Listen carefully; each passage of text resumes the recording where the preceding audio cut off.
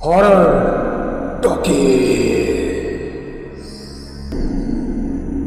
ভূতের জগতে সবাইকে স্বাগত।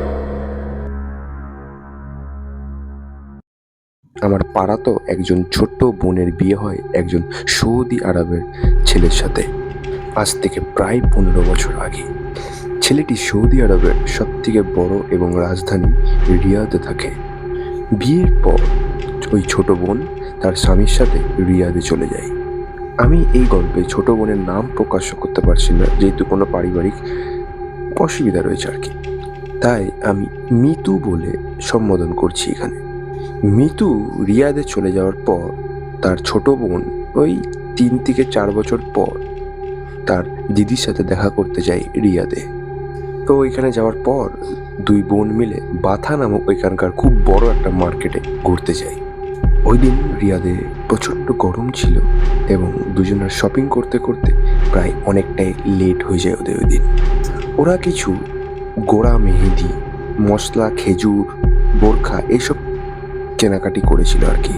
এবং আরও যেহেতু তাদের কটা জিনিসপত্র কেনাকাটি করা বাকি ছিল, কিন্তু ওই আজানের জন্য ওই 20 মিনিটের মতন দোকানপাট সব বন্ধ হয়। তখন তারা দুই বোন সিদ্ধান্ত নেয় তারা কোনো এক দোকানের সামনে বসে অপেক্ষা করবেন এবং দোকান খোলার পর বাকি কেনাকাটা কমপ্লিট করে তারপর বাড়ি ফিরবেন। দুই বোন বসে আছে এক দোকানের সামনে। ঠিক এমন সময় মিতুর ছোট বোন বলল, দেখো আব্বু, রোডের ওপাশের লোকটা কেমন একটা বাজে ইশারা করছে। মিতু দেখে সত্যিই একটা লোক কেমন অসভ্যের মতন তাকিয়ে রয়েছে আমাদের দিকে, কেমন ভাবে এক অশালীন ভাবে হাত নাড়াচ্ছে। এই দেখে দুই বোন খুবই ভয় পায় এবং তারা সিদ্ধান্ত নেয় তারা বাসায় ফিরে যাবে। তাই তারা সামনের রোডের দিকে এগিয়ে যায়, কিন্তু সেই সময় ট্যাক্সি পাওয়া যাচ্ছিল না। যে কটি পাওয়া গিয়েছিল সবকটি প্যাসেঞ্জারে ভরা। তাই দুই বোন রাস্তার আরো সামনে হাঁটতে শুরু করে, এতে করে যদি ট্যাক্সি পাওয়া যায় আর কি।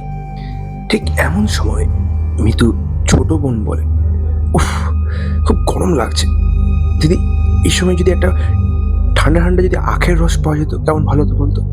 এই কথা শুনে মিতু বলে, দোকান তো দূরে, তাই আর যাওয়া যাবে না। আর ওইদিকে যদি ওই দুষ্টু লোকটা যদি পিছু করে, ছেড়ে দে। এইসব কথা বলতে বলতে তারা সামনের দিকে হাঁটতে থাকে। একটু দূরে গিয়ে তারা একটা ট্যাক্সি দেখতে পায় এবং তারা ট্যাক্সিতে উঠে পড়ে। মিতুর ছোট বোন চালককে উদ্দেশ্য করে বলে, আসসালামু আলাইকুম भैया, शुक्रिया आपने जो हमारे लिए टैक्सी रोका। চালক বলে, আল্লাহ কি মর্জি। মিতু চালককে ঠিকানা বলে।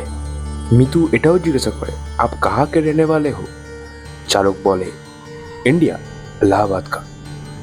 ট্যাক্সি চলছে, কিন্তু কিছুক্ষণ যাওয়ার পর মিতুর রাস্তা অন্য বলে মনে হয়। তখন মিতু চালককে উদ্দেশ্য করে বলে, ভাইজান, आपको हमारे एड्रेस मालूम है ना, किंग फाहद रोड जाना है। चालक तখন হেসে পড়ে বলে, हाँ हाँ बहन जी, आपको गन्ने का जूस पीना है ना, इसलिए मैं इधर आया। এই কথা শুনে দুই বোন খুবই খুশি হয় এবং দোকানে পৌঁছে এবং চালককেও একটা আখের রস দেয় কিনে আর কি। এরপর বাসায় এসে মিতু চালককে জিজ্ঞাসা করে, কিতনা হুয়া কিরায়া। চালক হেসে হেসে বলল, 7 রিয়াল। 7 রিয়াল শুনে মিতু ভাবলো লোকটা হয়তো বোকা, তাই 7 রিয়াল চাইছে। মিতু দরদাম না করে 10 রিয়াল দেয় চালককে, কারণ বাথা থেকে তার বাসা অবধি ভাড়া হচ্ছে 25 রিয়াল। সেই জায়গায় 7 রিয়াল চাওয়াটা খুব একটা হাস্যকর ব্যাপার বলে মনে হলো মিতুর। এরপর বাসায় পৌঁছে তারা হাত মুখ ধুয়ে দুজন গল্প করতে শুরু করে। মিতুর বোন বলে, দেখ, পৃথিবীতে যেমন খারাপ মানুষ আছে তেমনি ভালো মানুষও কিন্তু আছে। একটা লোক অসভ্যতা করলো, দেখ আরেকটা লোক জুস খাওয়ালো।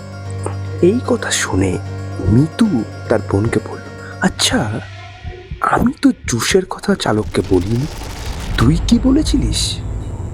ছোট বোন বলে, না, আমিও তো বলিনি। তাহলে চালক জানলো কি করে। এই কথা বলে দুই বোন ভয় পেয়ে যায়। মিতু আবার বলে, লোকটি এবার ভাড়াও কম নিল দেখলি। ওই দিন রাত্রে মিতুর হাজব্যান্ডে হোটেলে ডিউটি পড়াতে সে আর আসতে পারে না, তাই দুই বোন একসাথে ঘুমায় ওই দিন রাত্রে। এবং মধ্যরাতে দুই বোন একসাথে ঘুম থেকে উঠে ভয়ে কাতরাতে থাকে, কারণ দুই বোন একই স্বপ্ন দেখেছিল। মিতুর বোন বলে সে ওই চালককে দেখেছে, চালকের মাথা থেকে গলগলে রক্ত বইছে। সে রক্তে লোকটির পাঞ্জাবি রক্তে ভিজে গেছে এবং সেই চালকটি তাদের বেডের সামনে দাঁড়িয়ে মিতুদেরকে উদ্দেশ্য করে বলছে, মুঝে मेरा लड़की के पास जाना है, तुम दोनों मेरे लड़की के जैसे हो, मेरा कुछ साल पहले रोड एक्सीडेंट हुआ था, मुझे लेके चलो इलाहाबाद। এসব শুনে মিতু ভয় কাতরাতে থাকে। সে ওর বোনকে বলে সেও নাকি ওই একই স্বপ্ন দেখেছে। যখন দুই বোন একে অপরকে সাথে কথা বলছে তখন তারা শুনতে পায় তাদের ঘরের বাইরে বিড়ালটি মেয়া মেয়াও করে ডাকছে, কিছুতেই থামছে না। রান্নাঘরে হাঁড়ি পাতালের শব্দ উঠছে, যেন মনে হচ্ছে কেউ রাগ করে হাঁড়ি পাতালগুলো মাটিতে ছুঁড়ে ফেলছে। খুব ভয়ে ওই দিন রাত কেটেছিল দুই বোনের। ওরা এতটা পরিমাণে ভয় পেয়েছিল যে তাদের জ্বর চলে এসেছিল পরের দিন। এরপর তাদেরকে ডাক্তার দেখানো হয় এবং তারপর মিতু জানতে পারে সে অন্তঃসত্ত্বা। এরপর দেশে ফিরে আসে দুই বোন। পাড়ায় মহাজনের কাছে মিতুকে নিয়ে যাওয়া হয়। মহাজন বলে অন্তঃসত্ত্বা হওয়ার কারণে কোনো খারাপ জিন তার প্রতি আকৃষ্ট হয়েছিল। তারপর মিতুর বোনকে কিছু একটা কবচ টবচ দেয়, তারপর সব ঠিকঠাক হয় আর কি। তো এই ছিল ঘটনা। ভালো লাগলে অবশ্যই আমাদের হরর টকিজে শেয়ার করো। দুর্দান্ত লেভেলের একটি ঘটনা পেলাম। আশা করি হরর টকিজের প্রতিটা মেম্বারসদের এই ঘটনাটি ভালো লেগেছে। ভালো লাগলে অবশ্যই লাইক করতে ভুলো না, শেয়ার করতে ভুলো না এবং হরর টকিজ চ্যানেলকে সাবস্ক্রাইব করতে ভুলো না। দেখা হচ্ছে পরের রবিবার ঠিক রাত 11টায়। শুনতে ভুলো না হরর টকিজ।